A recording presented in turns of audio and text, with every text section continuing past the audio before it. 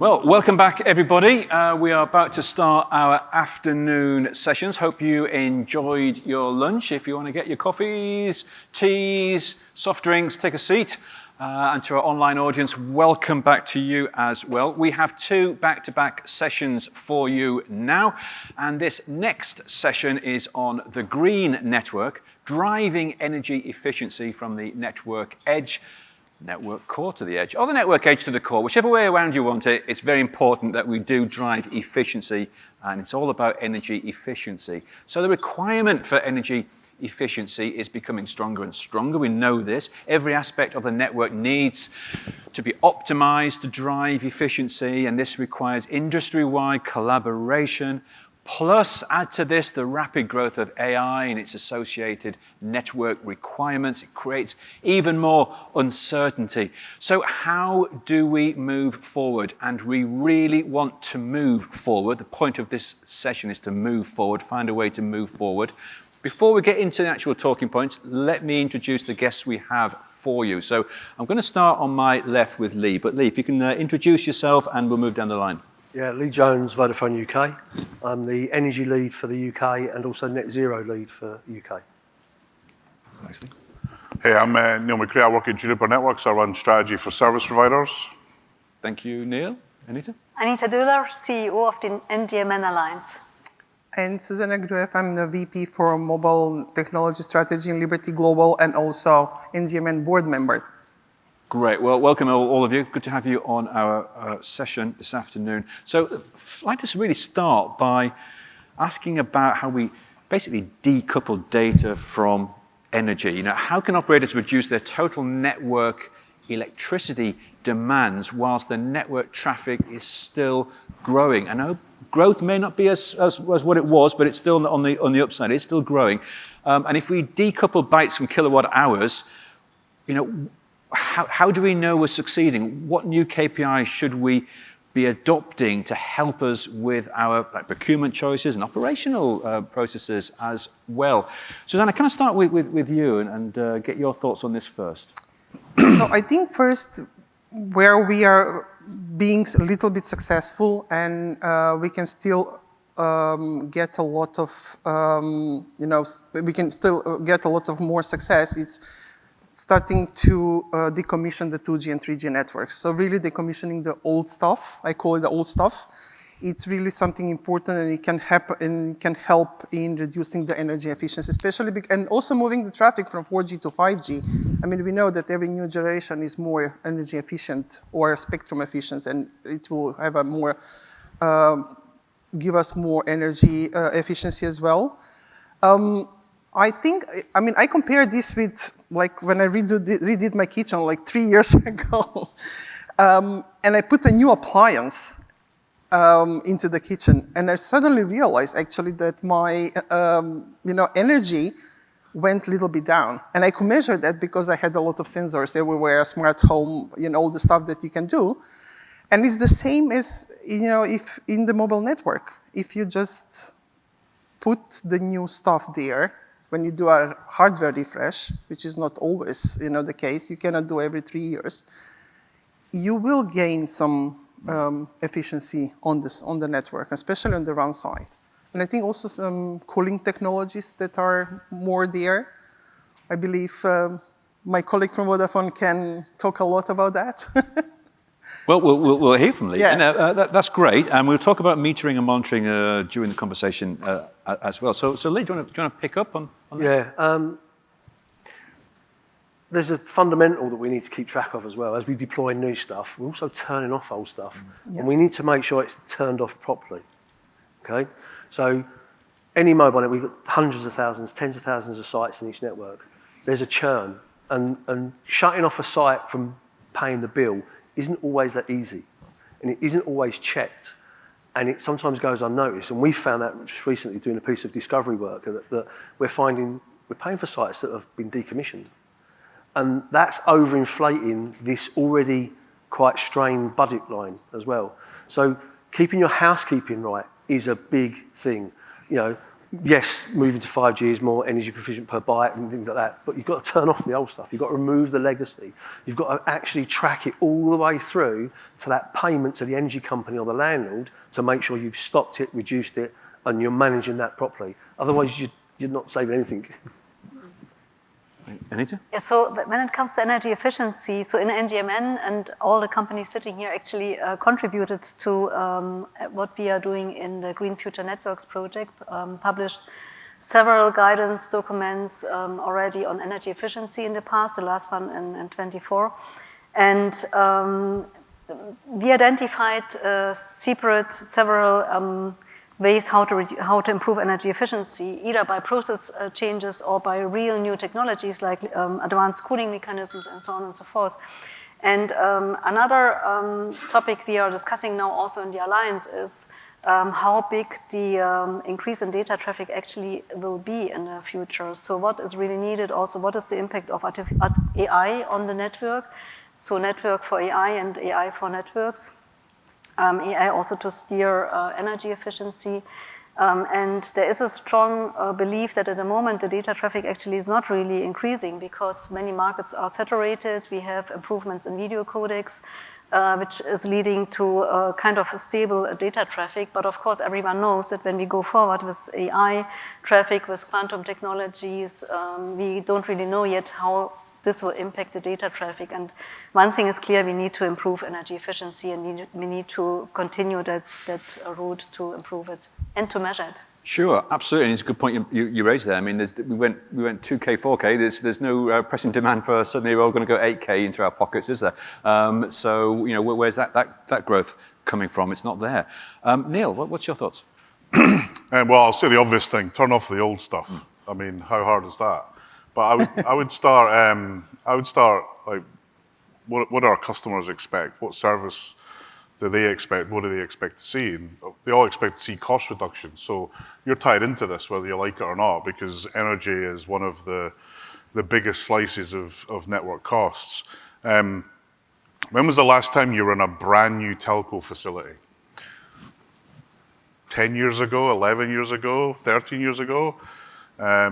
Air conditioning, design of the platform, design of the layout, even how you do cabling, which can affect airflow.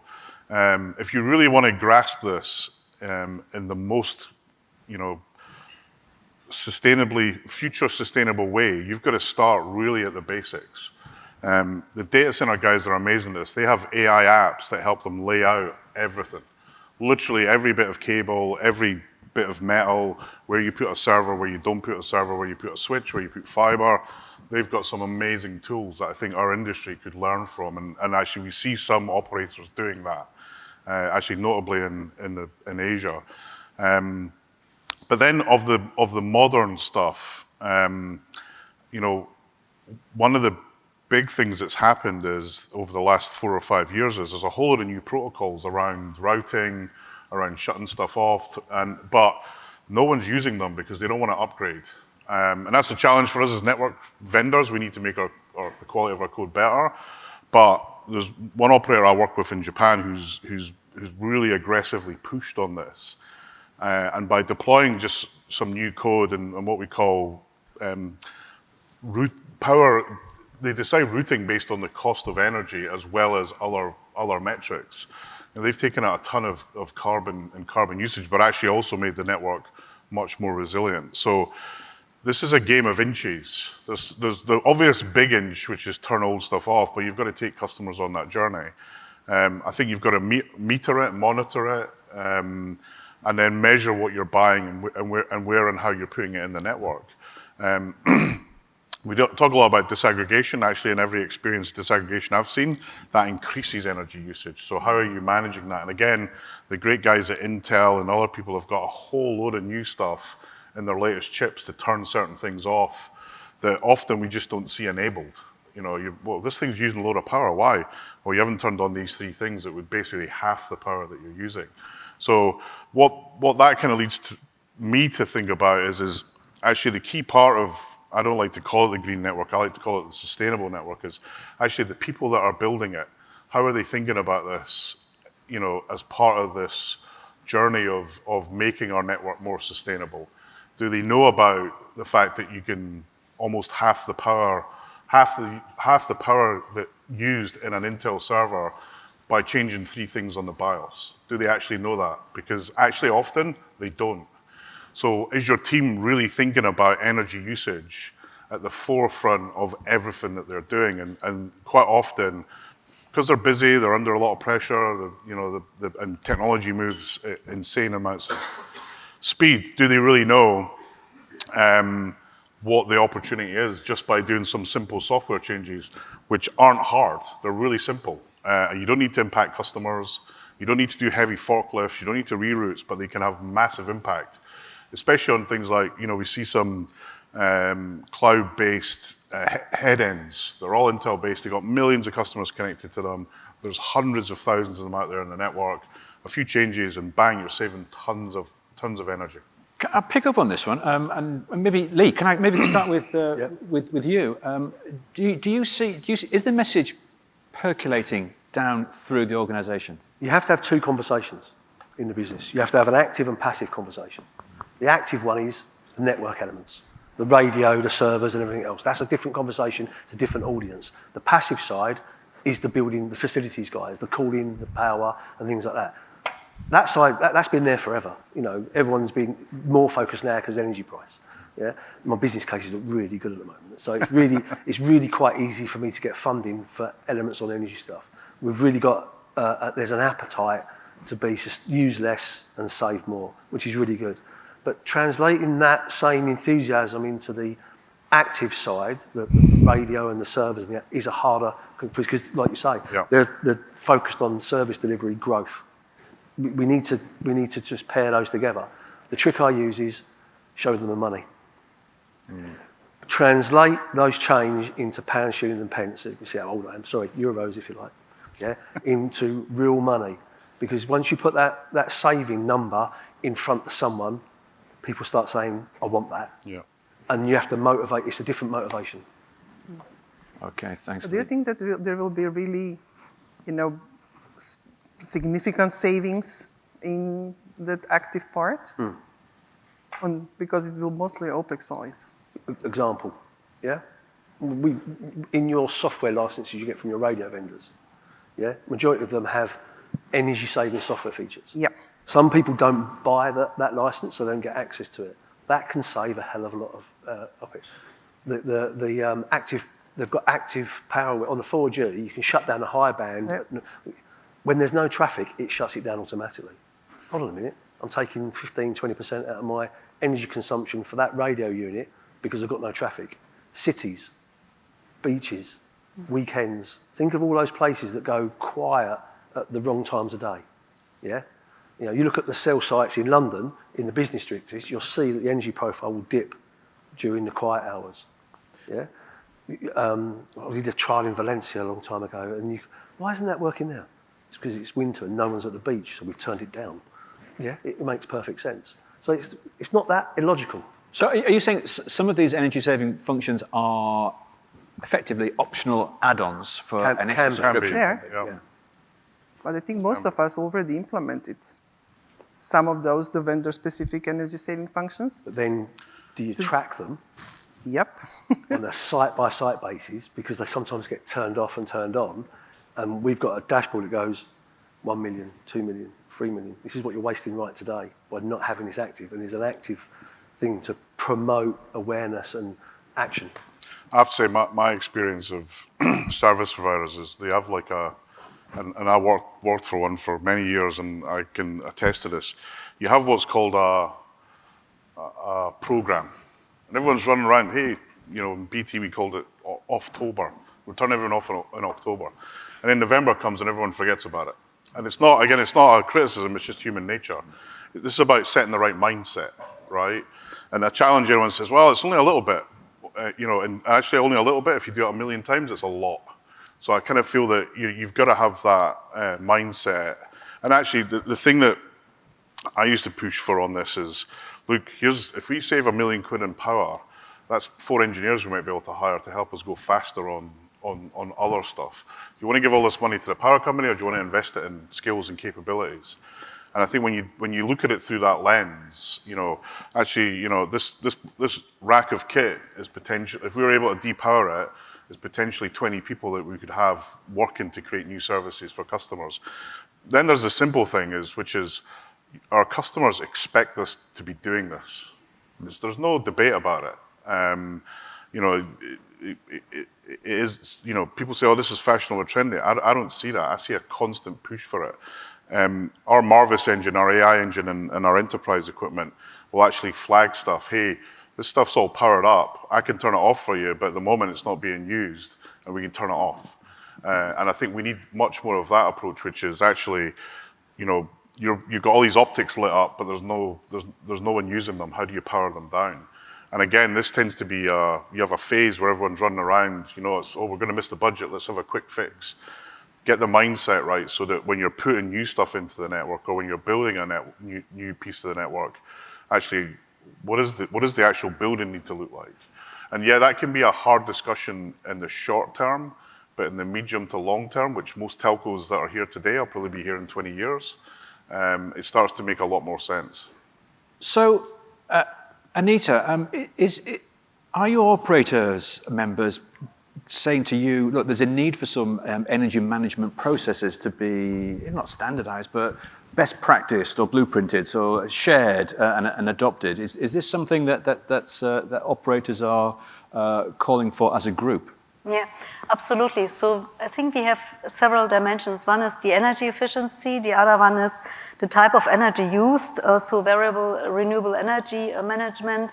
And then, of course, the metering topic. So how to measure what we are doing, how to report what we are doing. And I think we have some kind of fragmentation in the industry when it comes to metering, when it comes to reporting. And everyone agrees that it is absolutely needed, because it's hard to improve something and to understand where the best levers are for improving energy efficiency if we are blind, if you have blind spots with regards to metering. So what we have done in NGMN just recently, and we published recently an environmental sustainability and reporting guidance, but now also we will publish very soon a new document, guidance on metering in transport networks and energy management. And when it comes to energy management, the hard part is that, of course, we are a global industry, so we need global standards, but then at the end, every operator more or less operates in a national environment, which is regulated, which has different situation when it comes to how much renewable energy is already available in the grid, and how much renewable energy is available in the country as such, wind energy, solar energy. So this is something where, of course, every company needs to adopt it for its own situation, but we do have published guidance when it comes to what needs to be considered by companies. And I think that helps already, because the reason we are there as an organization is, of course, to fix it before it breaks. So we work in a pre-competitive environment, and I really like always to hear specific examples like from my fellow panelists here, because that's something where others can also learn and adapt. And I'm curious also to learn, so Neil, you spoke about the processes that human beings, of course, forget stuff, and how much could automation help, and how reliable data are available already for applying those type of automation. And well, I know it's easier said than done. It is, but it's a good point to make, isn't it? People are fallible, so let's pick up what can we do about that? I mean, it is all about. I mean, this is I have this kind of network modernization approach, which is, how are you building a network of the future? Anita put it where actually most of the networks in Western Europe aren't growing in the way that they were. France last year had 10% growth. So what does that mean for networks? Because before, we as vendors, we sold more kit based on capacity demands. And if that goes away, that's a big challenge for us. So I look at network modernization, which is, okay, how are you using the most power efficient equipment? Where are you putting it? What's your strategy around long distance? How are you using automation? And automation's key. It affects all of these things. And it goes back to my point that I've made on this stage at least twice before. humans can no longer run networks. Just fact. So please stop having humans run your network because they get the power config wrong, they get the security config wrong, they get the routing config wrong, they get the billing config wrong. And it's not a criticism, it's just who we are as humans, and we have to face into that. So accelerating everything that you can do in automation is crucially important. There was an event last week called AutoCon 3. It was in Europe, where some of the stuff that some operators are doing, it tends to be the smaller guys. It's just amazing in this area, but actually power management was a big focus. Hence me learning about the BIOS changes that you can make. They've just got that automated as part of their rollout script. Hey, we're going to push a new BIOS. Here's the config. You can't manage that on a kind of box by box or individual basis. But I still see in my travels lots of operators trying to do that, or not even realizing that they need to do it. So it's in your automation strategy, building from 0 to production, what are the things that you're missing in energy, but what are the other things you're missing in routing or other stuff, because it's costing you money or it's pissing your customer off.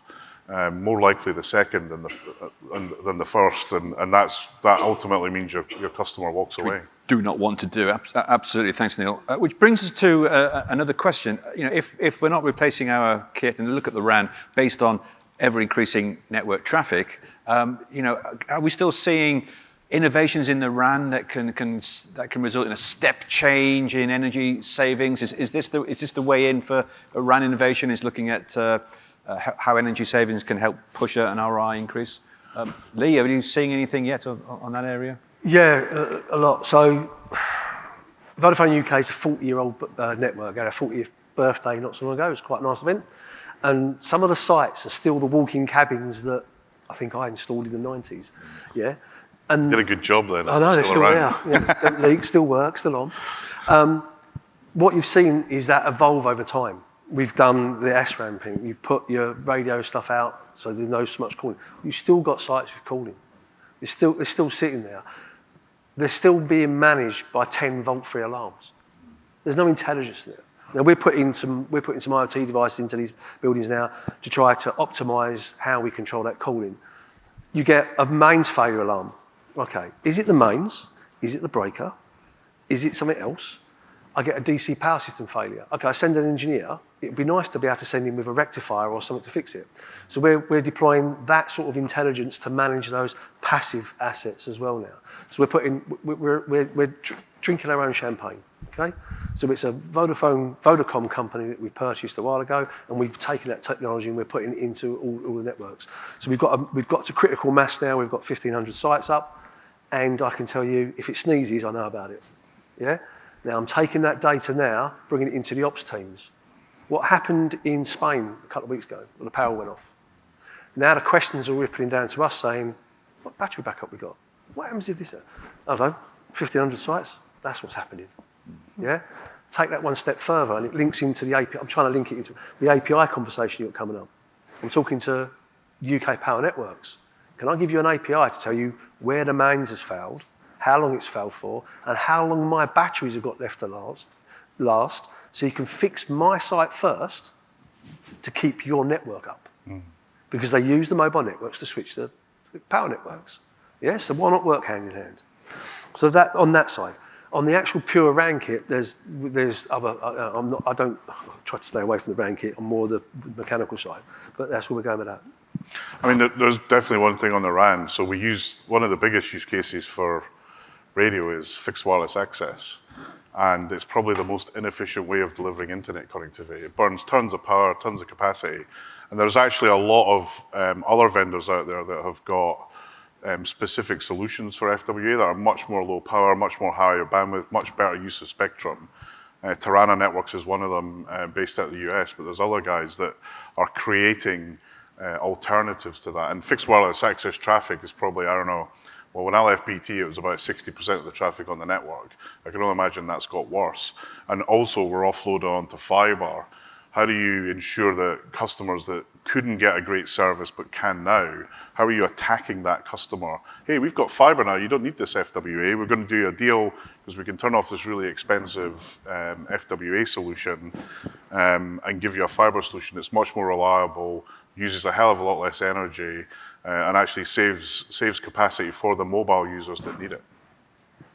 Thanks very much for those examples. Can I come back a little bit on the real run stuff? I mean, I get the fixed wireless access, but I don't really believe in a fixed wireless access in Western Europe. There are only few countries that have really deployed that. And we have tested Tarana, and they're efficient, but not as efficient as, for example, some other suppliers that you can get. But it doesn't matter. I mean, on the run side, you can really go and do like what the equipment vendors are providing you, but you can also do what automation can provide you on the network level. So you can do on equipment level all the features that the suppliers have. You can go MIMO sleep, deep sleep. Well, deep sleep not yet, but we will get there. But putting the cells into sleep at night, it's something that we're already doing for a couple of years. It was already there, I mean, from most of the vendors, and it's still there. I think putting the massive MIMO into sleep is also. On the network level, you can go into the more the SON type of solutions where you really go into automation and not eliminating the human and going towards the more dynamic stuff. Mm-hmm. I think that is where you can get some efficiency. Okay, good. Well, we'll come back next year and we'll follow up and let's see how we're going, because we're really interested in this. Thanks very much. We've got to move on to another talking point here. This is a slightly divisive one, AI traffic and the impact of AI traffic on energy consumption in our networks. And it seems to me personally that the statistic or the data changes so much. There's a report out just today, I think, about AI workloads and they need significantly more power than other cloud workloads, and we're seeing what data centers do. But it comes down to, look, if we're starting to get a grip on the RAN side, which is obviously a huge energy consumer on the networks, massive. If we're starting to get a grip on that and see the improvements there, how do we ensure that they don't suddenly become, we lose those gains with extra AI traffic, or are we getting excited over nothing with AI traffic? What's the do we know the likely impact of AI traffic as that increases on our energy consumption in networks? Anybody want to hazard an approach at that? Yeah. So I think there's two. So in our organisation, it's a constant discussion about what is the real impact of this, and actually we think that the pure AI control plane, for want of a better word, it's probably not a huge amount, but it's what the applications might generate. So for example, there's a few AI apps out there that will create videos, and clearly video drives traffic, right? So that's one aspect of it. But I don't think we're seeing a huge amount of, all of a sudden this, in the pie chart of traffic, suddenly AI appears as a slice. I don't think anybody's seen that. However, I remember just before the BBC launched an online app that changed the way we watch TV. And actually with the ISP community, it caused a bit of a riot because they were saying, oh, wait a minute, all of a sudden our usage has gone up. And why is the BBC, there was a big debate, this is where the net neutrality thing started. And I think we're, on the level of maturity, I think we're at that stage. And there's a belief about what would happen with video traffic and what wouldn't. I always believed it would grow but then plateau because you've only got two eyes. But I think we're so early in the AI phase. I think and certainly the generative AI phase, we're super early. AI's been running a lot longer, but I think we're so early that anyone making a bold prediction on that is probably going to regret it. I can't help but think that there will be an increase in traffic. Will it be noticeable, like peak time traffic? I very much doubt it, is my take. But I definitely think there will be a traffic impact. In the data center, there's a huge impact. We see it already. You see these big fiber deals being announced to connect data centers together. But I don't see AI itself driving a massive amount of traffic. But the outcomes of AI, I hope it does drive traffic, because I think we kind of need it in the industry, something new a new killer app that drives interest in the networks that we're building.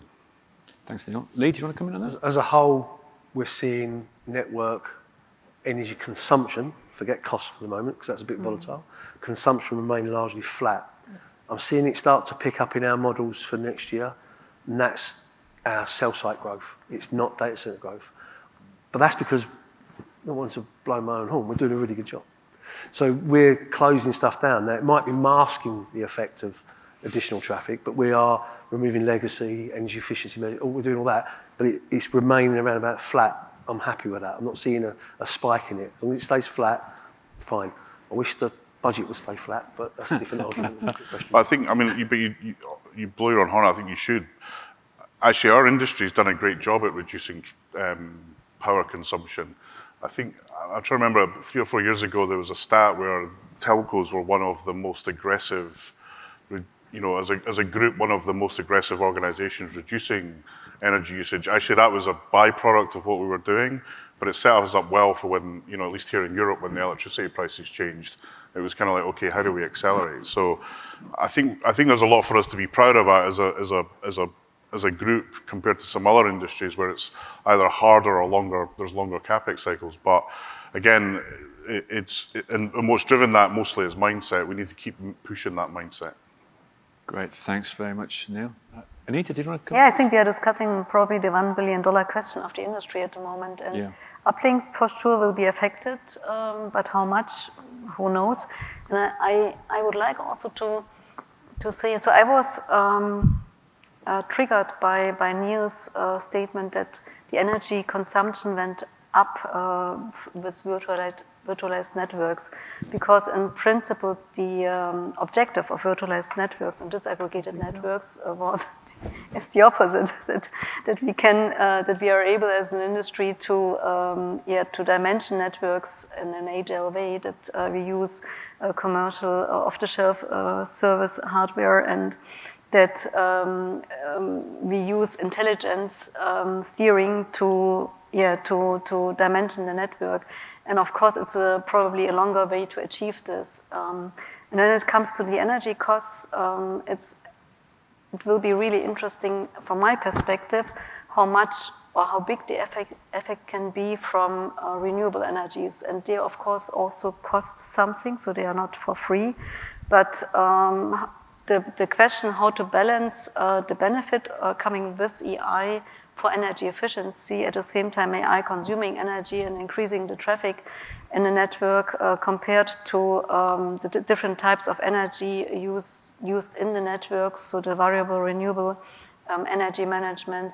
All this together holistically, in theory at least, should lead to a better situation, but how to achieve this in practice, I believe that's something we will do hard work as an industry. Oh yeah, absolutely. I'm sure you will at NGMN. I did read on the weekend Mary Meeker's latest report after a long absence has come out, some great stats in there and great stats on energy and AI energy, and one of the surprising ones for me was how inference costs are just dropping massively and fast as well, which was going to be like inference at the edge, what's that going to do to our networks? But maybe on an energy side, maybe not too much.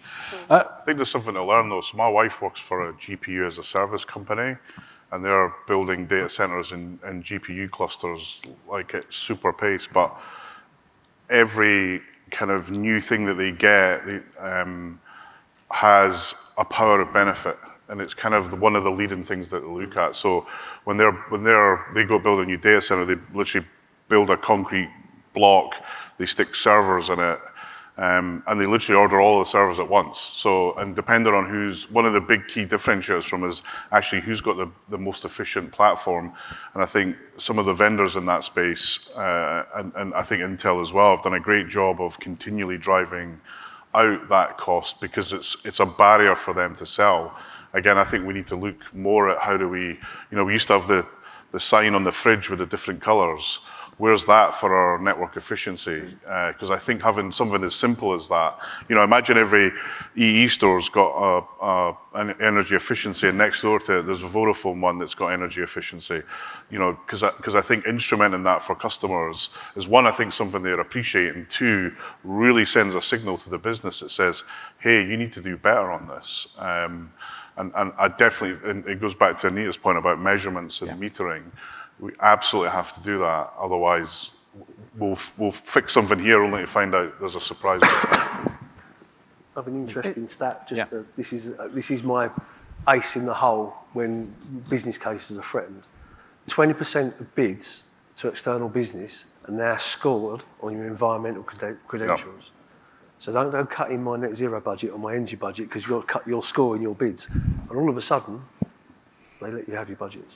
Really? 20% of the scores for new business, and that's what we're here for, to make. We're here to get business from customers. You know, government business, all that is gauged on your environmental credentials. Great, thanks so much, Lee, for that stat. We're approaching the end of the session. I did want to get on to talk about, you know, what's the practical payoff for real-time AI energy orchestration when you've got multi-vendor networks, and what data gaps that exist. And in particular, Anita, I wanted to come to you on this one because I know you've been doing stuff on third-party data and including third-party data, and the need, for example, like prices of fuel or, you know, environmental factors or weather reports, what have you. But the need for that data to be absolutely trusted and verified, because there's other data coming into the mix. It just seems that there's a surprising amount of third-party data coming into these decisions. Yeah, exactly. So weather forecasts, but also the energy prices, they need to be extremely reliable if networks implement them in their models to react and how to steer the energy sources, so which energy source, how to decide which energy sources are used. And of course, we must not forget that the telecommunication industry, as Gabriela mentioned this morning already, we are operating in a highly regulated industry. And no one wants to risk that we have a complete outage. This needs to be considered when renewable energies, for instance, and the reliance on third-party data are in place. But I want to mention also something else when it comes to the metering. So we will publish a new guidance on the metering for RAN transport networks. And the finding of the team is that actually there is a big blind spot there, because the physical layers in transport and RAN transport networks, when it comes to metering standards, are done by different SDOs. So that's because of history, because of the equipment is not used only in telecommunication. And so those SDOs, of course, have completely different cadence, release cycles, and so on and so forth. And how to come up with a reliable, in a virtualized and disaggregated network, with a reliable measurement of energy consumption is already a big challenge. And the other topics, of course, come on top. I'm sure it's something the industry in a collaborative way can achieve, but it needs really the learning also from practical implementations, and it needs collaboration across all the different networks we have and providers we have, vendors, operators, and academia, of course. Are we optimistic about this? Are we optimistic that we can scale this to make progress fast? Because we have to scale, and scaling is difficult. Just a final point in the last minute we've got. Suzana, are you optimistic that we can scale this across the industry and make the changes we require? I think if we work collaboratively and with the same goal, I think we can. It may be not tomorrow, but a year time, 2 years time, but still. We'll give it a go. Give it a go. Thank you. Optimistic, pessimistic, Neil? Yeah. I'm optimistic as long as we are honest about where we're starting from.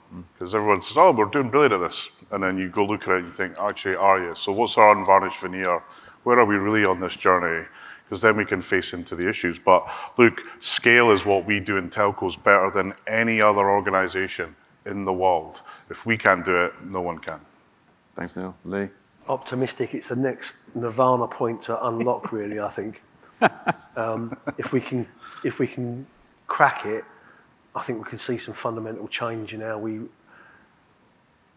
what energy the networks consume at the appropriate times. Well, there's a challenge for us. I think we're up for There's one thing, sorry, just so we're going to have a bit of a 6G thing tomorrow. For me, 6G is about coverage everywhere, but that's going to drive energy. So how do we pull energy from other places so that we can genuinely have coverage everywhere? I mean, literally everywhere where we go, because that will enable users and smart people to build apps that know that the network is everywhere. Great, we've done a great job of connecting iPhones, be a great job of connecting everything else. That's what we need to do, and that will unlock huge new revenue streams for telcos. And for the answer to that, you've got to tune in tomorrow, end of day tomorrow, and we reveal the answer. There's our challenge. Everyone, thanks so much indeed, because we do need to wrap it up there because we need to start our next session. So I'm going to ask our guests to leave the stage and for our next panelists to come on. But let's give our guests a round of applause. Thank you very much.